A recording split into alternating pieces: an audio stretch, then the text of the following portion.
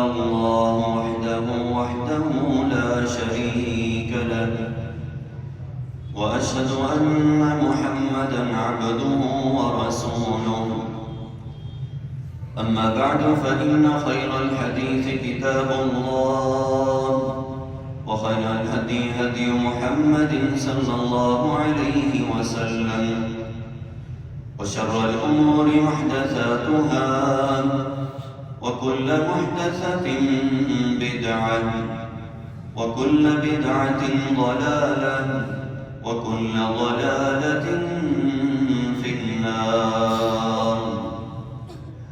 أما بعد فأعوذ بالله من الشيطان الرجيم. بسم الله الرحمن الرحيم.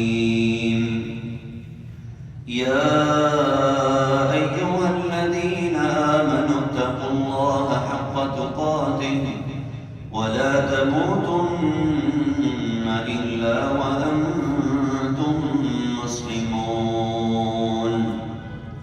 يا أيها الناس اتقوا ربكم الذي خلقكم من نفس واحدة وخلق منها زوجها وبث منهما رجالا كثيرا ونساء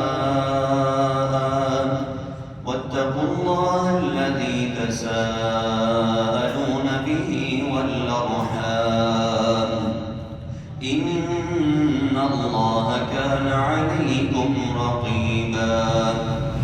يا أيها الذين آمنوا اتقوا الله وقولوا قولا سديدا يصلح لكم أعمالكم ويغفر لكم ذنوبكم ومن يطع الله ورسوله فقد فاز فوزا عظيما. وقال تعالى في مقام آخر: وعباد الرحمن الذين يمشون على الأرض هونا وإذا خاطبهم الجاهلون قالوا سلاما.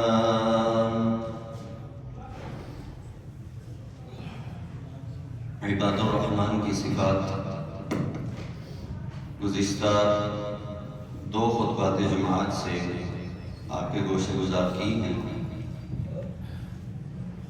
اور آج کی یہ گفتگو رحمان کے بندوں کی صفات کے حوالے سے تیسرا اور آخری حصہ ہے. رحمان کے بندوں کی اللہ تعالیٰ نے خود صفات بیان فرمائی ہیں. الذین یمشون علی الارض ہونا، پہلی صفت یہ بیان کی کہ جو عاجزی انکساری کے ساتھ زمین پر چلتے پھرتے. وَإِذَا خَاطَبَهُمُ الْجَاهِلُونَ قَالُوا سَلَامًا، اور دوسری صفت یہ بیان فرمائی کہ وہ جاہلوں سے ملتے ہیں تو بحث و تکرار نہیں کرتے. وَالَّذِينَ يَبِيتُونَ لِرَبِّهِمْ سُجَّدًا وَقِيَامًا، تیسری صفت کہ راتیں ان کی سجدوں میں اور قیام میں گزرتی ہیں. اور چوتھی صفت یہ ہے وَالَّذِينَ يَقُولُونَ، تو یہ بات کہتے ہیں کہ اے ہمارے رب ہمیں جہنم کے عذاب سے نجات دے، جہنم کے عذاب سے بچا. اور اسی طرح سے کہ جو اللہ کے ساتھ شریک نہیں ٹھہراتے اور ناحق قتل کسی کا نہیں کرتے، بدکاری کرنے والے نہیں ہوتے. اس کے بعد اللہ تعالیٰ سورۃ الفرقان کی اس آیت کریمہ میں فرماتا ہے وَالَّذِينَ لَا يَشْهَدُونَ الزُّورَ وَإِذَا مَرُّوا بِاللَّغْوِ مَرُّوا كِرَامًا. وہ لوگ کون سے جو رحمان کے بندے جو حقیقتاً عباد الرحمن، جس طرح کہ میں نے پہلے جمعے میں عباد الرحمن کی صفات کے آغاز میں یہ بات کہی تھی کہ عباد الرحمن رحمان کے بندے کہلوانا یا کسی کو کہنا وہ ایک الگ بات ہے، اور رحمان کا خود کہنا کہ یہ میرے بندے ہیں یہ ایک الگ بات ہے۔ پھر ہم میں سے ہر ایک کو اپنے اندر وہ صفات تلاش کرنی ہے کہ واقعتاً یہ صفات ہمارے اندر موجود ہیں۔ پھر کسی پر فیصلہ چھوڑنے کی ضرورت نہیں ہے، کسی سے فیصلہ کرانے کی ضرورت نہیں ہے، بلکہ ہر شخص خود اپنی عدالت میں منصف ہے، قاضی ہے۔ فرمایا والذین لا یشہدون الزور، جو جھوٹ کی باتوں میں شریک نہیں ہوتے۔ لا یشہدون، وہ گواہ نہیں بنتے ہیں، الزور، جھوٹ کی باتوں میں۔ اب اس بات کو اچھی طرح سے سمجھیے گا، اس کے دو طرح کے معنی ہیں۔ پہلا معنی یہ ہے، پہلا مطلب یہ ہے کہ وہ باطل کی مجالس میں، شرک و بدعات کی مجالس میں، اہل کفر کی مجالس میں شریک نہیں ہوتے، کیونکہ اہل کفر کی، شرک و بدعات کی مجالس، باطل کی مجالس، وہ جھوٹ پر مبنی ہوا کرتی،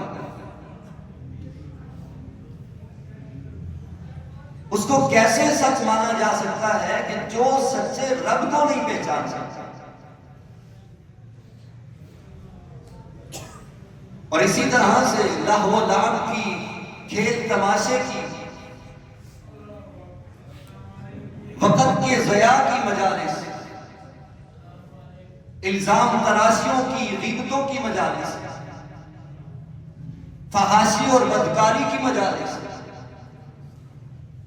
جن مجالس میں اللہ اور اس کے رسول کا ذکر نہ کیا جائے بلکہ بے حیائی کی باتیں کی جائیں، یہ ان مجالس کا حصہ نہیں بنتا۔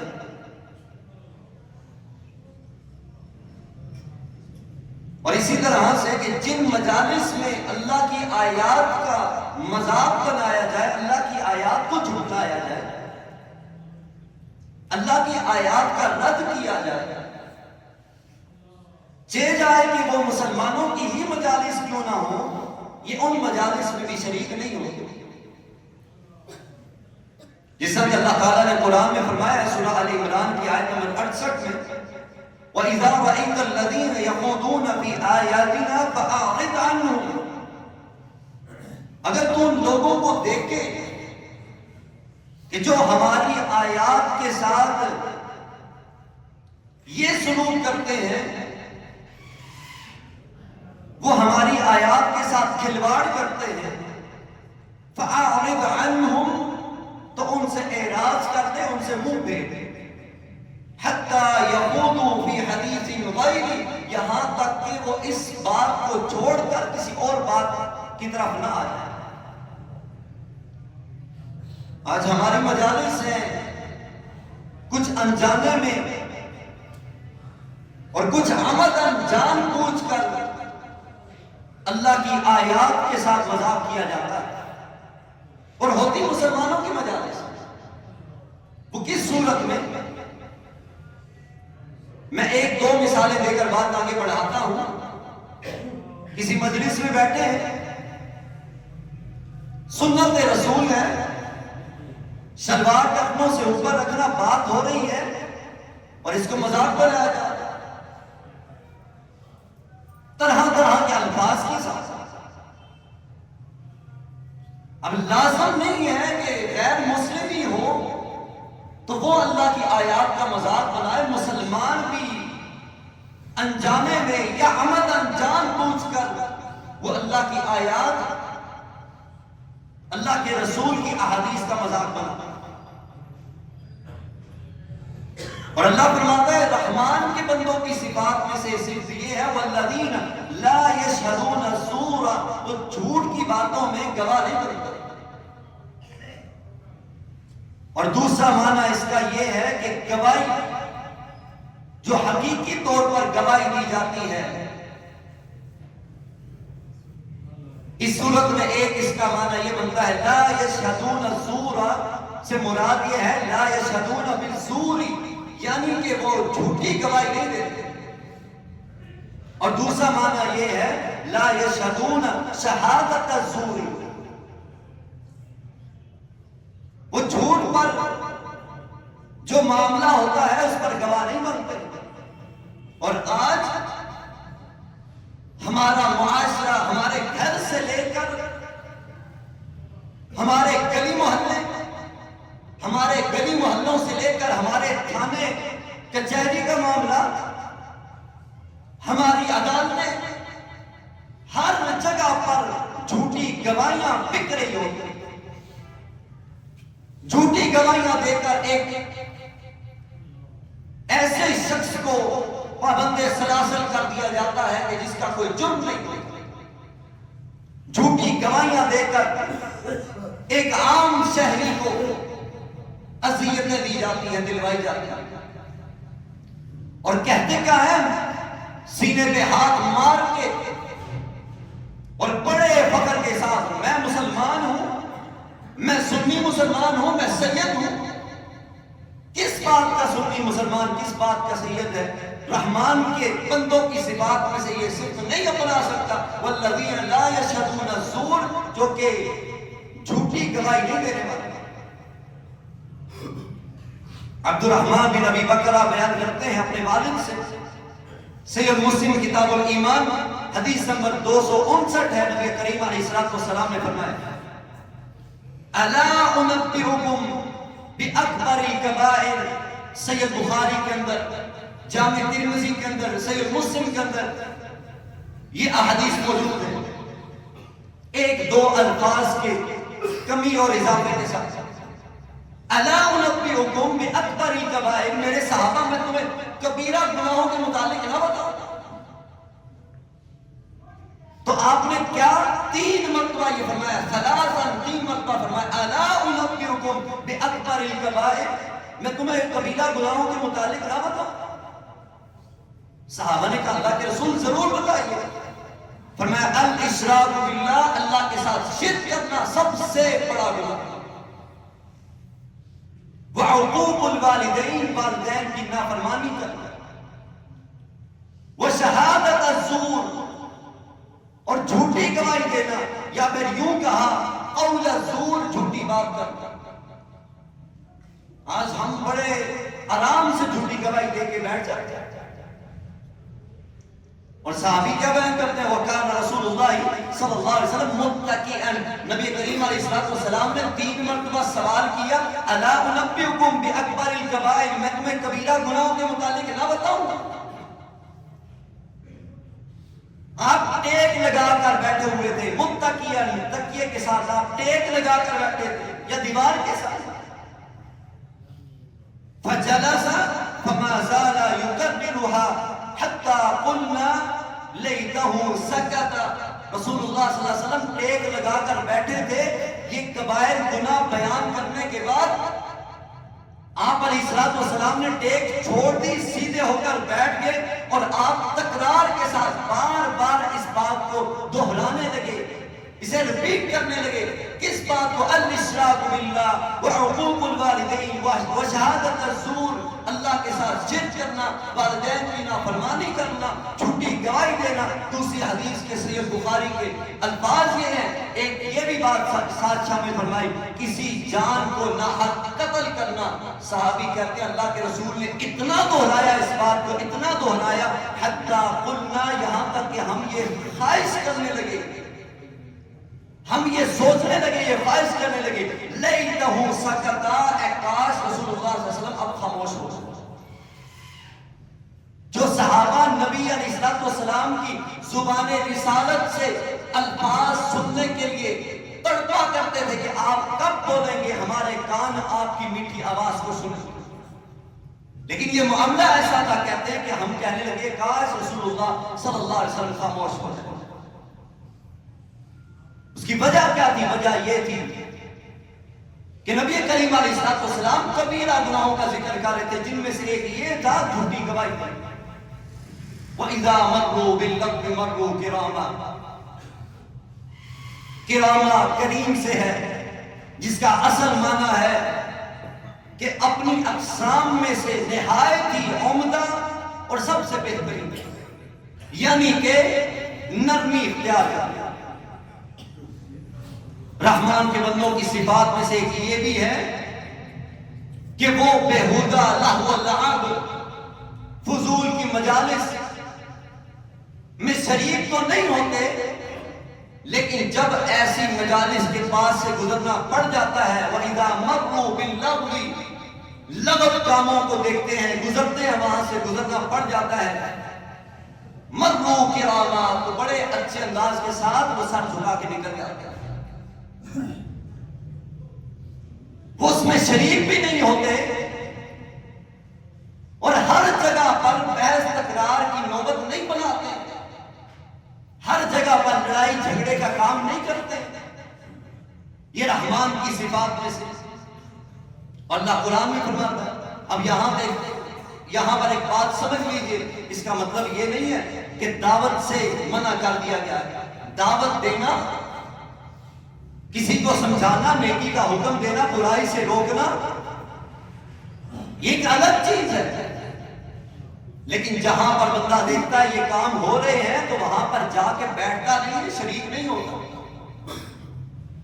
اب کوئی کہے کہ میں دعوت دینے کے لیے گیا تھا، ہو سکتا ہے اس کی نیت اچھی ہو، لیکن شاید وہاں پر جا کر اس کا دل بھی مائل ہو جائے، کوئی اور موقع دیکھا ہے، شاید وہ ان سے لڑنے کے لیے تیار ہو جائے۔ اللہ تعالیٰ قرآن میں فرماتا ہے وَذَرِ الَّذِينَ اتَّخَذُوا دِينَهُمْ لَعِبًا وَلَهْوًا، سورۃ الانعام کی آیت نمبر 70۔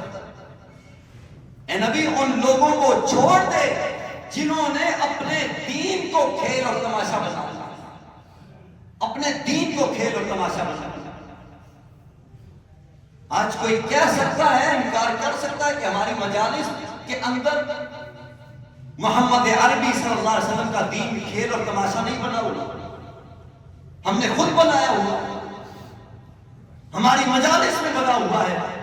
زبان سے نہ بھی ہو، ہماری مجالس اس طرح کی ہوتی ہیں جہاں محمد عربی صلی اللہ علیہ وسلم کے دین کی دھجیاں بکھیر دیا گیا۔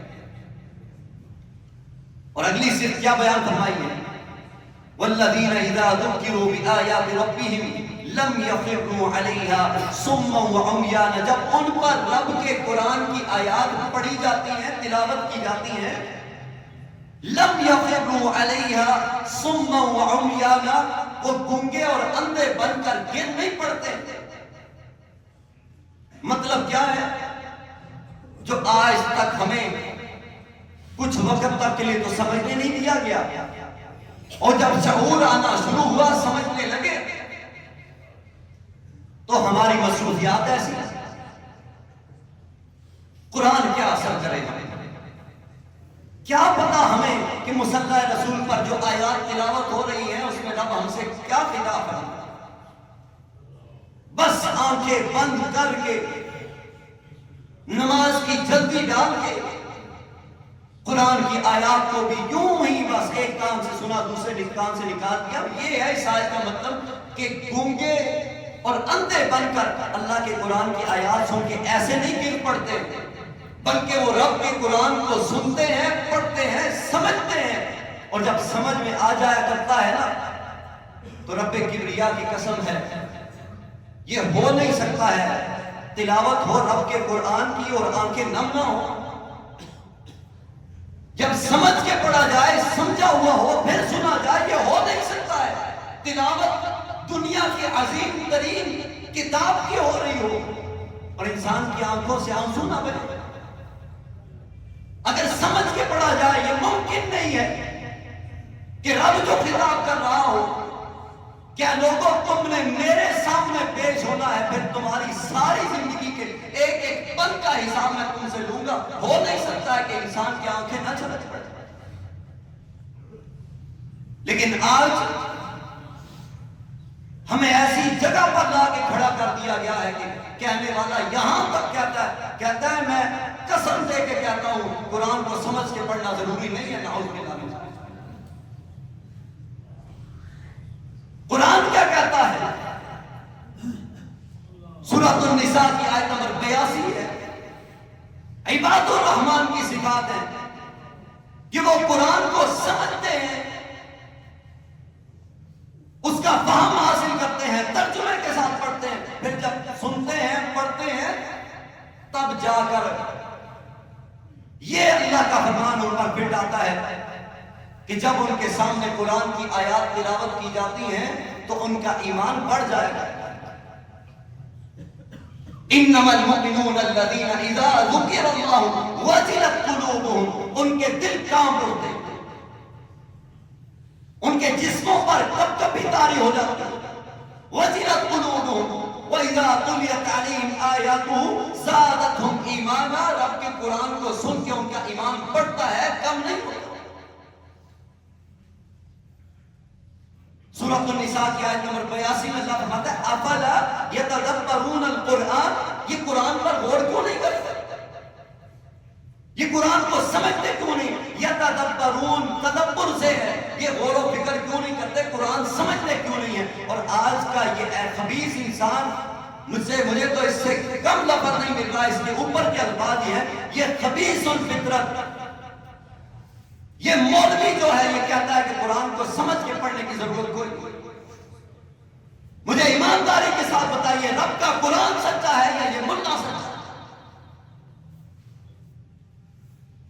رب کا قرآن سچا تھا اور یہ سچا ہی ہے اور ہمیشہ یہی سچا ہے، یہ مولوی جھوٹ بولتا ہے۔ اور اٹھائیے سورہ محمد آیت نمبر 29، افلا یتدبرون القرآن، یہ قرآن کو سمجھتے کیوں نہیں ہے؟ کیا یہ قرآن سمجھتے نہیں ہے؟ ام علی قلوب اقفالها، کیا ان کے دلوں پر تالے لگے ہیں، مہرے لگی ہیں؟ بات کیا سمجھ آتی ہے؟ رب کیا فرماتا ہے؟ جو قرآن کو سمجھتا نہیں ہے، سمجھ کے نہیں پڑھتا، سمجھنا نہیں چاہتا ہے، اس کے دل پر تالے لگے ہیں۔ مولوی کہتا ہے کہ سمجھ کر پڑھنے کی ضرورت ہے۔ اس سے آگے بڑھے سورۃ القمر میں، سورۃ القمر میں اللہ تعالیٰ 5 آیات میں فرماتا ہے، 5 آیات ایک سورت کے اندر، آیت نمبر 17، آیت نمبر 22، آیت نمبر 32، آیت نمبر 40، آیت نمبر 51 میں اللہ فرماتا ہے اسی قرآن کے متعلق وَلَقَدْ يَسَّرْنَا الْقُرْآنَ لِلذِّكْرِ فَهَلْ مِن مُدَّكِرٍ، ہم نے تو قرآن کو سمجھنے کے لیے آسان کر دیا ہے، تم میں سے کوئی ہے جو اس سے نصیحت حاصل کرے؟ مولوی بکواس کرتا ہے، کہتا ہے قرآن کو سمجھنے کی ضرورت نہیں ہے، بس ثواب کی نیت سے ختم و درود پر پڑھتے جاؤ۔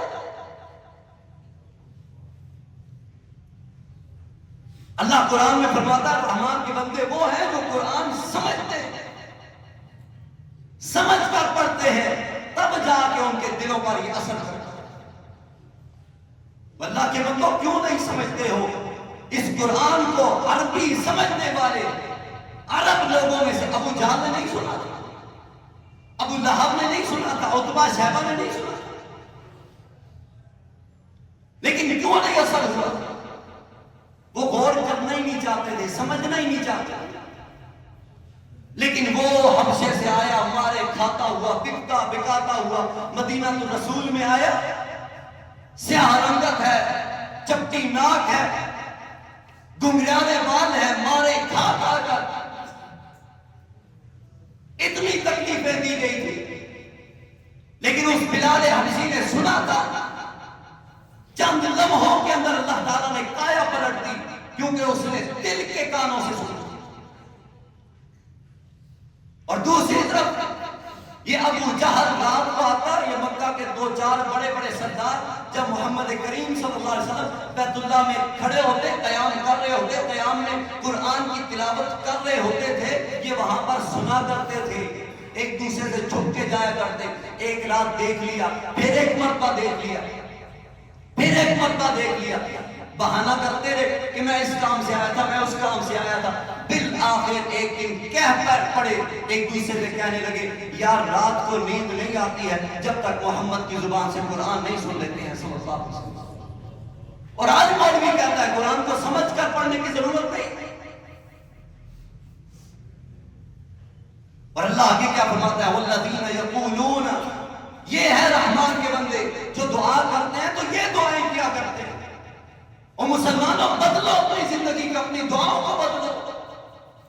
ہماری دعائیں شروع ہوتی ہیں دنیا مانگنے سے، ختم ہوتی ہیں دنیا مانگنے. قرآن کیا کہتا ہے؟ اللہ فرماتا ہے کچھ ایسے ہیں جو لوگ کیا کہتے ہیں؟ ربنا آتنا فی الدنیا حسنہ، اے اللہ ہمیں دنیا کی اچھائیاں عطا کر. اللہ دنیا کی اچھائیاں عطا کر دیتا ہے، قیامت کی اچھائیاں انہیں نہیں ملتی. لیکن کچھ یہ ہے جو کہتے ہیں ربنا آتنا فی الدنیا حسنہ وفی الآخرۃ حسنہ، اللہ دنیا میں بھی اچھائیاں عطا کر، دنیا میں بھی بھلائیاں عطا کر، آخرت میں بھی بھلائیاں عطا کر. دنیا کی بھلائیاں ختم ہو جائیں گی، اللہ آخرت میں بھلائیاں نہ ملی رسوا ہو جائیں گی. ہماری دعائیں شروع کہاں سے ہوتی ہے، ختم کہاں سے ہوتی ہے، غور کیجیے. اللہ فرماتا ہے رحمان کے بندے وہ جب ہاتھ اٹھاتے ہیں والذین یقولون ربنا هب لنا من ازواجنا وذریاتنا قرۃ اعین، اے اللہ ہمیں، ہماری بیویوں کو، ہمارے بچوں کو ہمارے آنکھوں کی ٹھنڈک بنا. وجعل وذریتنا قرۃ اعین وجعلنا للمتقین اماما، ہمیں متقین کا امام بنا، فاجر لوگوں کا امام نہ بنا. امام کا مطلب کیا ہوتا ہے؟ لازمی نہیں ہے کہ بہت بڑا امام ہو، تب بھی امام کے دو معنی ہیں یہاں پر. ایک معنی یہ ہے کہ ہر بندہ ہی امام ہے، ہر بندہ ہی امام ہے. کوئی نہ کوئی اپنا فالوور رکھتا ہے،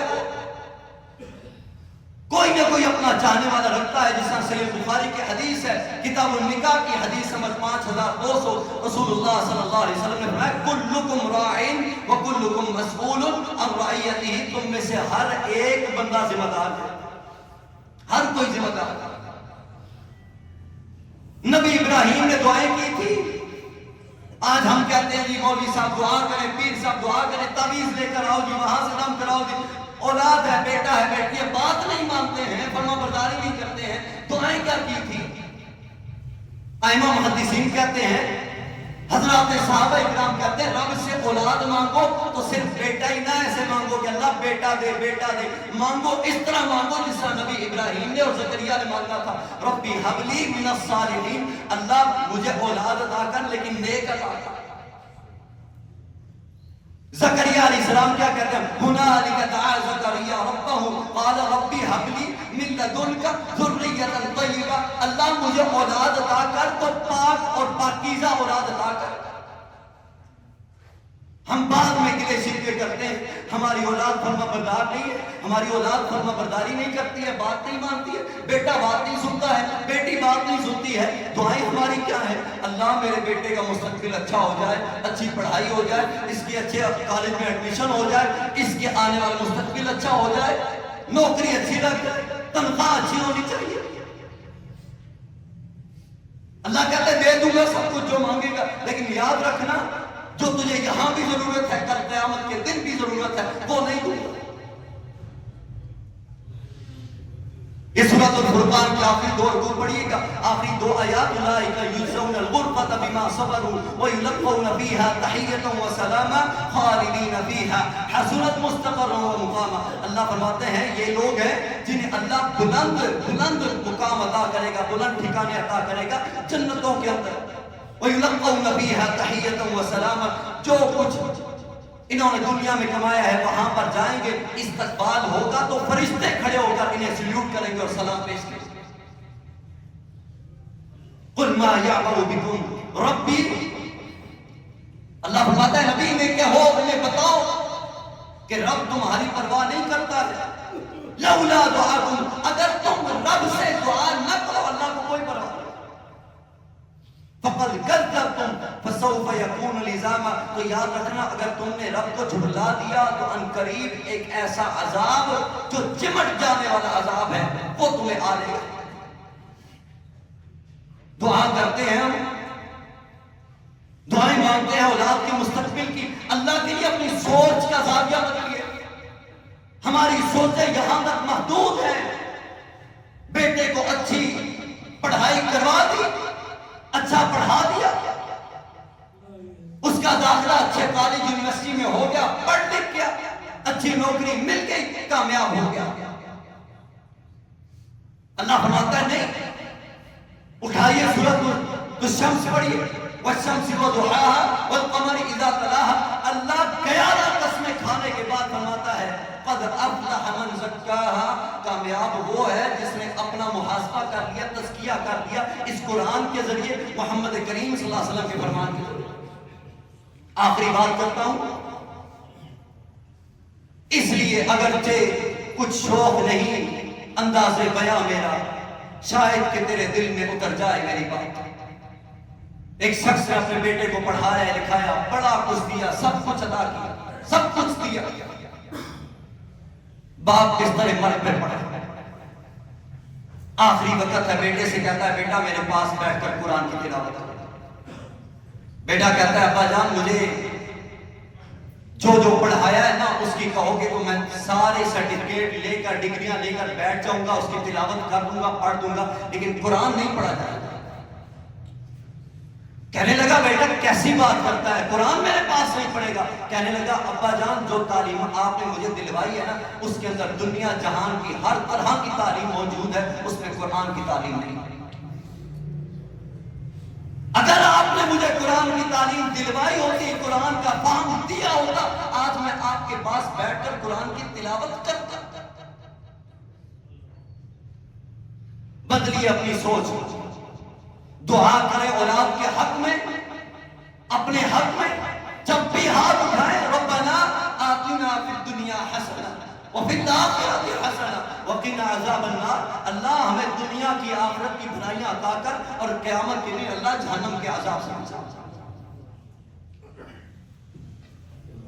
برا نہ مانیے گا، ہماری دعائیں شروع ہوتی ہیں تو اچھے مستقبل، دنیا کو ہم نے اچھا مستقبل سمجھا ہے، قیامت کو نہیں۔ اللہ مجھے آپ سب کو سمجھ کر عمل کرنے کی توفیق عطا فرمائے۔ بھائیوں سے، نمازی احباب سے گزارش ہے مسجد کے ساتھ بھرپور تعاون فرمائے۔ اللہ تعالیٰ آپ کا دیا ہوا مال اپنی بارگاہ میں قبول و منظور فرمائے۔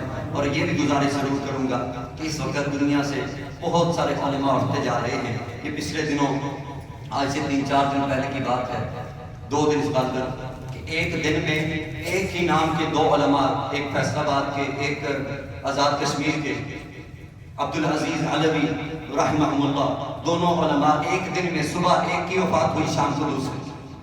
جو شام کو فوت ہوئے نا، جامعہ سلفیہ فیصل آباد کی شیخ الحدیث اور تفسیر،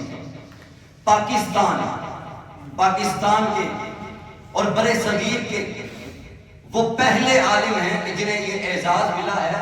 انہوں نے اپنی زندگی کے 57 سال 57 ایئر انہوں نے قرآن و حدیث پڑھایا، اور انہیں یہ اللہ نے اعزاز دیا ہے کہ 50 سال لگاتار ہر سال انہوں نے صحیح بخاری پڑھی۔ پاکستان کے واحد ایسے عالم بزرگ عالم دین تھے کہ جنہیں اللہ نے یہ اعزاز حاصل کیا، اعزاز دیا۔ اور جب دنیا سے یہ ہر بندہ کہتا ہے جی بڑی اچھے انسان تھے، بڑے نیک انسان تھے، بڑی دین کی خدمت کی ہے، لیکن تعریف کرنے والے کو اگر کہا جائے کہ تم اپنی اولاد میں سے کسی کو اس راستے پر لگا دو تو کہے گا جی کہ بھوکا مر جائے گا، کھائے گا کہاں سے؟ ویسے تعریف ہے اللہ کے لیے اپنی اولاد میں سے کسی ایک بیٹے یا کسی ایک بیٹی کو اللہ کے دین کے لیے وقف کر دیا، کسی ایک بیٹے یا بیٹی کو، اگر چاہتے ہیں کہ قیامت کے دن آپ کو اللہ تعالیٰ کی بارگاہ میں کامیابی ملے۔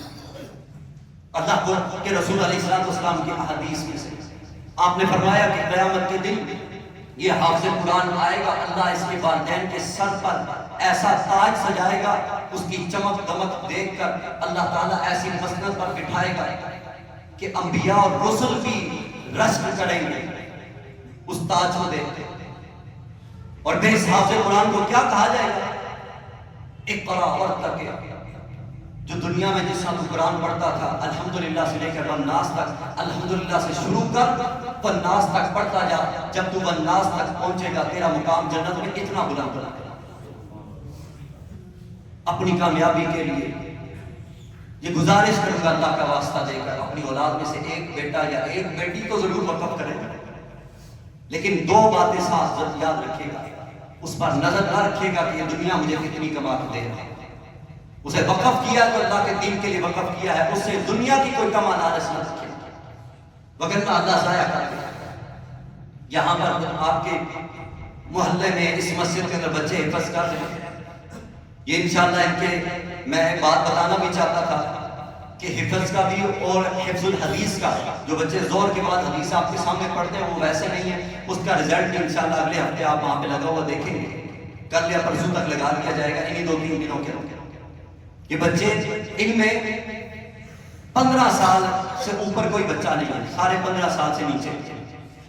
اور ان میں سب سے جو چھوٹا بچہ ہے نا اس کی عمر 9 سال ہے، اور آج سے 3 مہینے پہلے اس نے قرآن مکمل حفظ کر دیا. 9 سال کی عمر میں. تو پھر ائمہ محدثین کی یاد آتی ہے کہ نہیں؟ امام احمد بن حنبل کہتے ہیں بغداد کی ٹھنڈی راتوں کے اندر میری ماں مجھے اٹھا کر میرے لیے پانی گرم کرتی، مجھے وضو کراتی، مجھے میرے استاد کے پاس چھوڑ کے آتی، میں قرآن کو یاد کیا کرتا تھا. امام احمد بن حنبل کہتے ہیں جب میری عمر 7 سال ہوئی تھی اللہ کے قرآن کے 30 پارے میرے سینے میں محفوظ ہو چکے. اللہ کے لیے اپنی اولاد کو لائیں، اس کو قرآن حفظ کرنا، نبی کے حدیث یاد کرنا، دین کا عالم بنائیں. دنیا یہیں پہ رہ جانی ہے، یہ سارے کا سارا ختم ہو جانا ہے. پیچھے اگر کوئی آپ کے لیے ہاتھ اٹھا کر فخر اس باپ کو ہونا چاہیے، ماں باپ کو، کہ میرا بیٹا عالم دین ہے، آپ کو قرآن ہے، میں مروں گا تو میرا بیٹا میرا جنازہ پڑھا سکے. بنائے اپنی اولاد کو ایسا. اللہ تعالیٰ ہمیں توفیق عطا فرمائے. هذا ما عندي والله اعلم.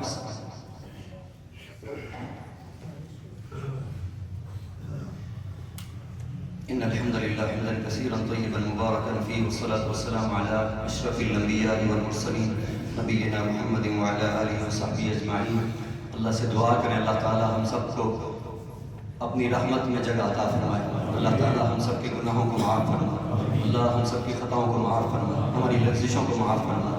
اللہ اپنے قرآن کے ساتھ حقیقی محبت کرنے کی توفیق عطا فرما.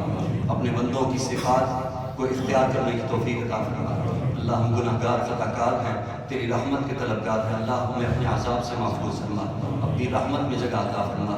اللہ کل قیامت کے دن سرخرو فرما، کل قیامت کے دن سرخرو فرما. اللہ اپنے عذاب سے بچا، اللہ اپنے عذاب سے بچا، جہنم کے عذاب سے، قبر کے عذاب سے بچا. جنت کا داخلہ سلامتی کے ساتھ عطا فرما. ہمیں اپنی اولادوں کو دین کے لیے وقف کرنے کی توفیق عطا فرما، دین کے ساتھ محبت رکھنے کی توفیق عطا فرما. اللہ بارش کی سب ضرورت ہے، اپنی رحمت کی بارش نازل فرما. اللہم اغثنا غیثا مغیثا مریعا مریعا. اللہ ہم سب کو اپنی رحمت کے قطرات سے اللہ مالا مال فرما، اپنی رحمت کے قطرات سے سیراب فرما، اپنی رحمت کی بارش نازل فرما. سبحان ربک رب العزت عما یصفون وسلام علی المرسلین والحمد للہ رب العالمین.